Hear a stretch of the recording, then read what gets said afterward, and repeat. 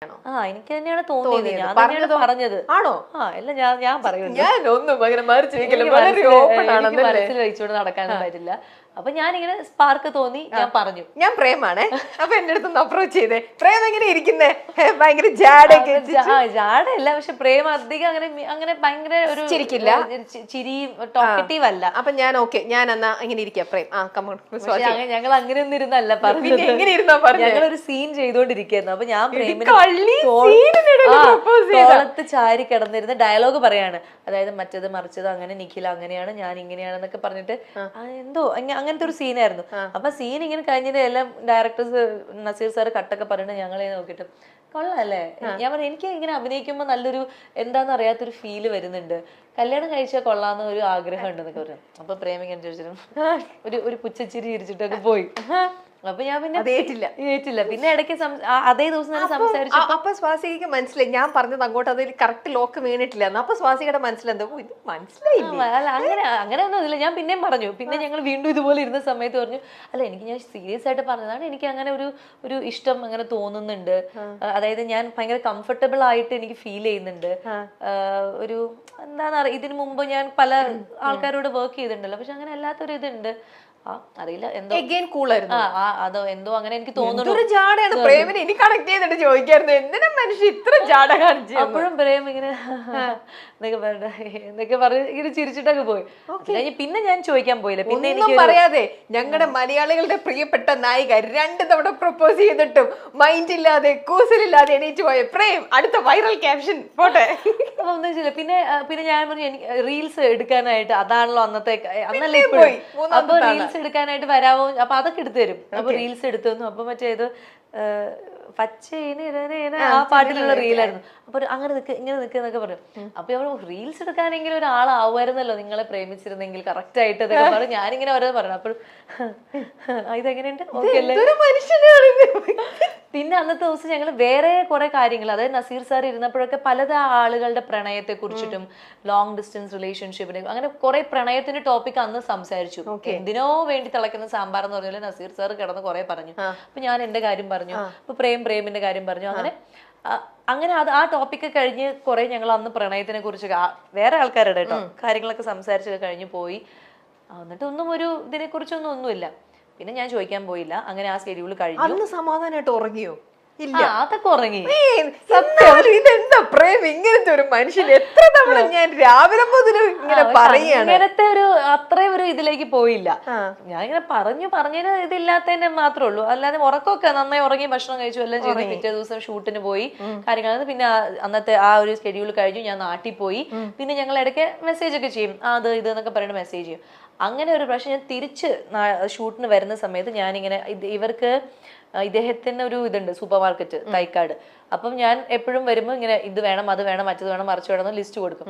അപ്പൊ അങ്ങനെ ഞാൻ കുറെ ലിസ്റ്റ്, വേറെ എന്തൊക്കെയോ കാര്യം സംസാരിച്ചിരുന്നു, കുറെ ലിസ്റ്റ് ഒക്കെ കൊടുത്തു. ഇതൊക്കെ വേണം, ഞാൻ ഇന്ന സമയത്ത് എത്തും എന്നൊക്കെ പറഞ്ഞപ്പോഴാണ് മറുപടി ആയിട്ട് വന്നത്, thanks for coming to my life എന്നാണ് പ്രേമിന്റെ മറുപടി വന്നത്. അപ്പൊ ഞാൻ അയച്ചത് ബ്രെഡ്, മുട്ട, ലെറ്റ്യൂസ്, നാച്ചോസ് അതൊക്കെ പറഞ്ഞിട്ടാണ് അയക്കണേ. അതിനുള്ള മറുപടിയാണ് പറയുന്നത് thanks for coming to my life. അപ്പൊ ഞാൻ എന്താണ് പറഞ്ഞു, അല്ല ഇത്രയും ദിവസം ഇങ്ങനെ സംസാരിച്ചപ്പോഴും അന്ന് പറഞ്ഞ കാര്യങ്ങൾ ഞാൻ ആലോചിച്ചപ്പോഴും പിന്നെ അതിന് ശേഷം നമ്മൾ മീറ്റ് ചെയ്തപ്പോഴൊക്കെ ഞാൻ ഒബ്സർവ് ചെയ്തപ്പോഴൊക്കെ എന്നൊക്കെ പറയാം. അപ്പൊ ഞാൻ ഇത്രയും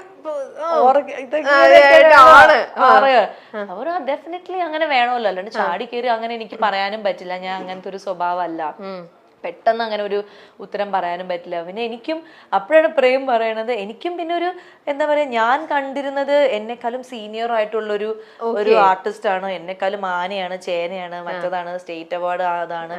അപ്പൊ ഞാനിപ്പോ വളർന്നു വരുന്നുള്ളൂ. അപ്പൊ അതൊക്കെ എന്റെ മനസ്സിലെ ഒരു എന്താ പറയാ, എന്തോ ഒരു കോംപ്ലക്സ് പോലെ, അല്ലെങ്കിൽ ഒരു ഇൻസെക്യൂരിറ്റി, ഒരു ഫീൽ ഉണ്ട്. അപ്പൊ ഇതൊക്കെ ചുമ്മയാണോ എന്ന് അറിയില്ലല്ലോ, നിങ്ങൾ ഇതുപോലെ തന്നെ ചുമ്മാ കുറെ പറ്റിച്ചിട്ട് പോവാലോ വേണമെങ്കിൽ. എങ്ങനെയൊക്കെ ഞാൻ പോലും അങ്ങനെയൊന്നും ചിന്തിച്ചില്ല.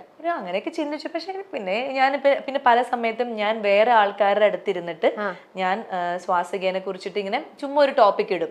അപ്പൊ അവര് പറയും. അപ്പൊ അവര് പറഞ്ഞപ്പോ എന്റെ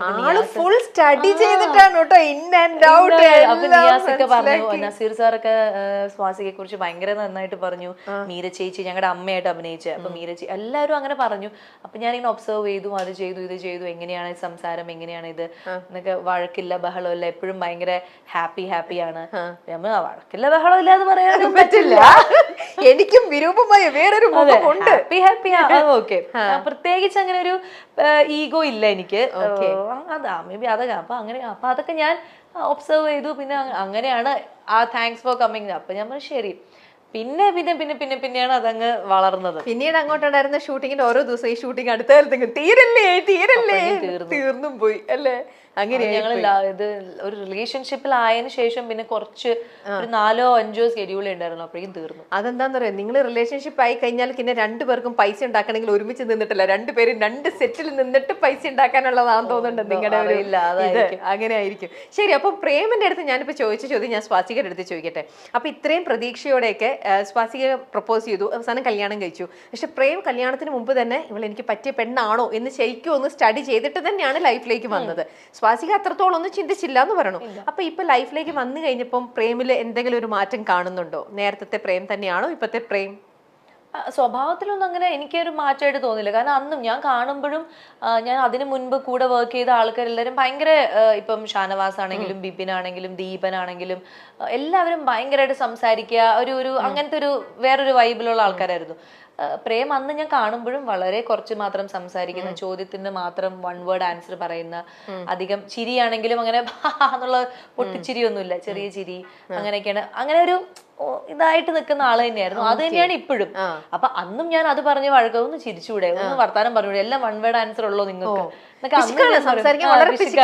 അത്രേ ഉള്ളൂ. അത് അന്നും ഞാൻ ചോദിക്കും, ഇപ്പോഴും ചോദിക്കാറുണ്ട്. അപ്പൊ അതിനൊന്നും അങ്ങനെ മാറ്റമൊന്നും വന്നില്ല. പക്ഷെ എനിക്ക് ഞാൻ മനസ്സിലാക്കി റിയലൈസ് ചെയ്തൊരു കാര്യം എന്താ വെച്ച് കഴിഞ്ഞാൽ, ഞാൻ കുറച്ചൊരു പൈങ്കിളിയാണ്, അല്ലെങ്കിൽ ഞാൻ ഓവർ ഒരു റൊമാൻറ്റിക് ആണ്, കുറച്ച് ക്രിഞ്ചൊക്കെയാണ് ഞാൻ. അപ്പം എന്റെ സീത എന്ന് പറഞ്ഞ സീരിയലാണെങ്കിൽ അതിലും ക്രിഞ്ചായിരുന്നു. അപ്പൊ അതിൽ എന്റെ ഇന്ദ്രേട്ടൻ എന്നെ ഭയങ്കരമായിട്ട് ഒരു രാജ്ഞിയെ പോലെ കൊണ്ടു നടക്കുന്നു, ഞാൻ അത് ചെയ്യാം, അങ്ങനത്തെ ഒരു ഭർത്താവിന്റെ സെറ്റ്.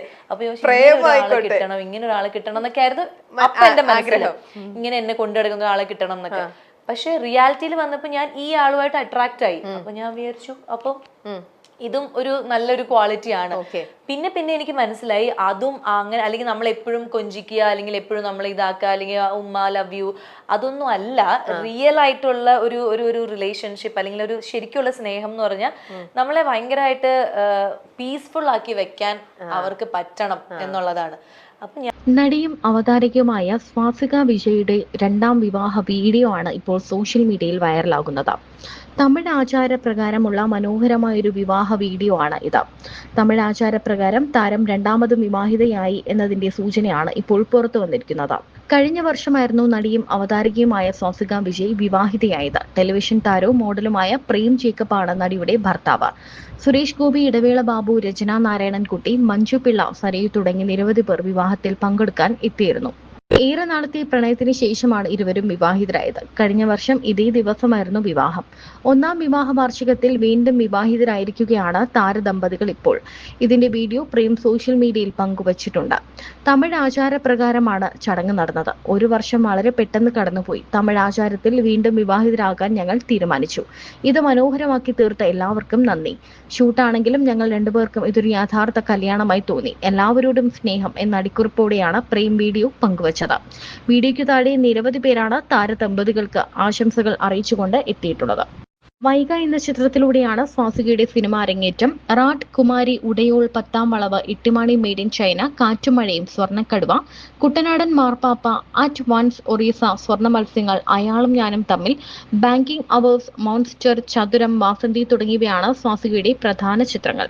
വിവേകാനന്ദൻ വൈറലാണ് സ്വാസികയുടെ ഒടുവിൽ റിലീസിനെത്തിയ ചിത്രം. കൂടാതെ സീരിയലുകളിലും അഭിനയിച്ചിട്ടുണ്ട്.